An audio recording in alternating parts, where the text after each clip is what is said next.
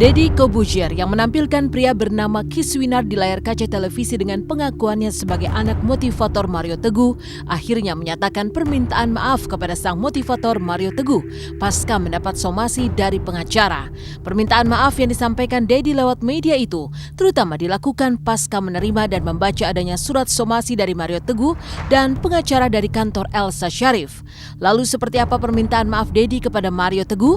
Apa sebenarnya yang menjadi isi surat somasi Mario Teguh kepada Deddy Corbuzier? Kalau saya merasa saya tidak ada salahnya karena bukan saya yang ngundang. Tapi kalau dikatakan salah, saya harus minta maaf, ya saya minta maaf. Susah amat sih. Ya mensomasi ya supaya mereka datang, itu saja. Ya alasnya harus klarifikasi dong karena kenyataannya klien kami dirugikan dengan tayangan itu dan itu melanggar undang-undang. Udah deh, nggak usah ada somasi-somasi karena di somasinya dikatakan bahwa beliau minta hak jawab. Ya sudah, saya kasih hak jawab. Apa perlu kita temuin dengan Kiswinarnya? Mau nggak? Kita temuin dengan mantan istrinya? Mau nggak? Supaya semuanya jelas. Ya isinya kan sesuatu yang sebenarnya privat. Ya. Kalau privat soal kekeluargaan, kesusilaan itu kan harusnya tidak boleh diumbar di publik. Karena lagi-lagi kita harus meminta keterangan kan apa maksudnya, apa dasarnya gitu dan kenapa mesti dipublish ke media sosial atau ke publik. Saya bukan orang yang sehebat beliau lah, udah gitu ya. Jadi saya mah nggak sempurna gitu aja, saya mah orang biasa aja. Ya, soal biang kerok nggak tahu juga saya. Ini siapa punya ide? Makanya kan kita panggil. Surat somasi dari Mario Teguh memang tidak hanya ditujukan kepada Deddy Corbuzier. Kiswinar, pria yang mengaku sebagai anak Mario Teguh, dan juga Permata, adik bungsu kandung dari sang motivator, juga menerima somasi dengan isi yang sama, yaitu undangan untuk memberi klarifikasi. Tapi berbeda dengan Kiswinar dan adik Mario Teguh yang masih diam, apa yang membuat Deddy seolah langsung terburu-buru ingin menyelesaikan permasalahannya dengan meminta maaf. Dan ini memang langkah somasi ini langkah yang paling awal ya. Karena Pak Mario kan memang orangnya low profile ya. Kalau high profile langsung dilaporin polisi aja. Saya belum pernah ketemu Pak Mario, sama sekali belum pernah ketemu dan belum kenal dan saya pingin banget ketemu. Dan kalau bisa bertemu ya saya mau baik-baik juga ketemu gitu ya. Nggak ada masalah yang nggak bisa diselesaikan kan, menurut beliau juga begitu. Dan kalau buat saya pribadi, saya belajar banyak lah dari masalah ini. Saya belajar banyak bahwa saya di dunia entertainment udah 20 tahun lebih gitu ya. Dan saya dikenal dengan karakter saya yang saya juga nggak baik-baik amat gitu maksudnya. Saya nggak punya keluarga yang sempurna, saya nggak punya mantan istri yang sempurna, saya cerai, saya begini gitu. Tapi saya bukan malaikat. Dan saya tidak pernah berusaha untuk jadi malaikat. Yang bikin tercemar tuh kalau diumbar ke publik kan kita undang kan diam-diam tadinya. Nah, tiba-tiba direspon media sosial jadi terpublikasi. Iya, karena yang bereaksi di media sosial kan cuma dia.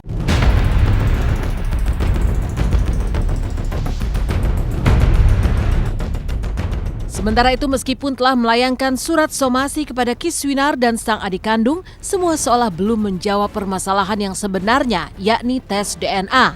Lalu mengapa Kiswinar seolah menghindar dari tes DNA? Benarkah semua jawaban hanya ada pada ibunda Kiswinar yang mengetahui apa yang sesungguhnya terjadi?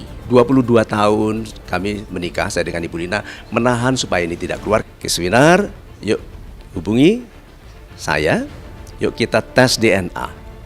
Untuk menaruh masalah ini segera di belakang kita supaya bisa segera move on.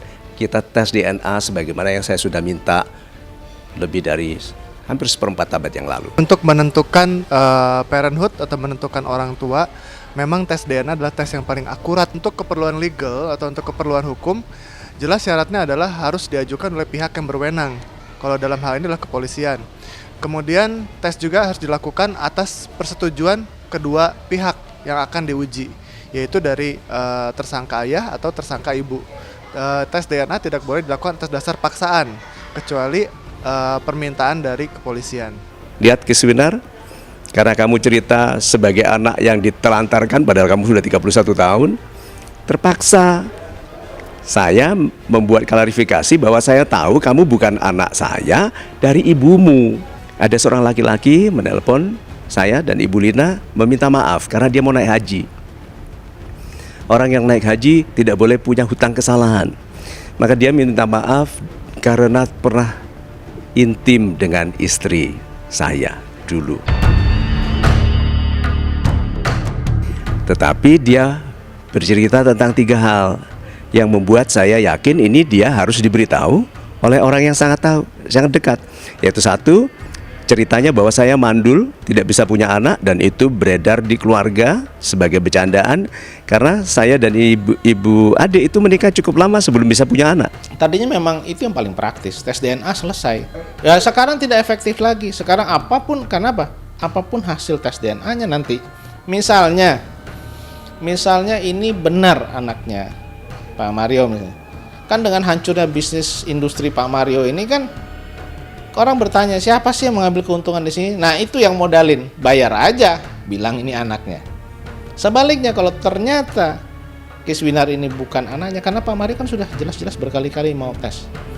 Bukan anaknya. Nanti bilang, "Oh, Pak Mario kan sudah kaya sekarang." Ya kan, dia bayar aja hasilnya supaya ini positif anaknya.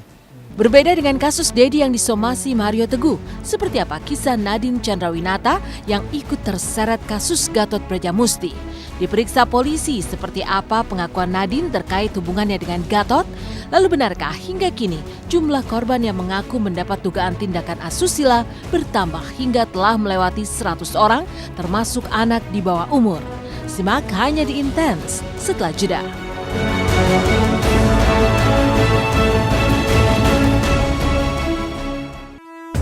Selamat pagi pemirsa, kembali lagi bersama saya Mila Rahmawati. Dari kasus Deddy Corbuzier dan Mario Teguh, inilah kasus Gatot Brajamusti yang makin panas. Kemarin Nadine Chandrawinata diperiksa terkait kasus dugaan kepemilikan senjata api milik Gatot Brajamusti. Lalu benarkah Nadine tahu banyak tentang dugaan kepemilikan senjata api milik Gatot? Lantas, benarkah pula hukuman makin berat pun menanti Gatot terkait kasus dugaan pencabulan yang mencapai 100 orang termasuk anak di bawah umur?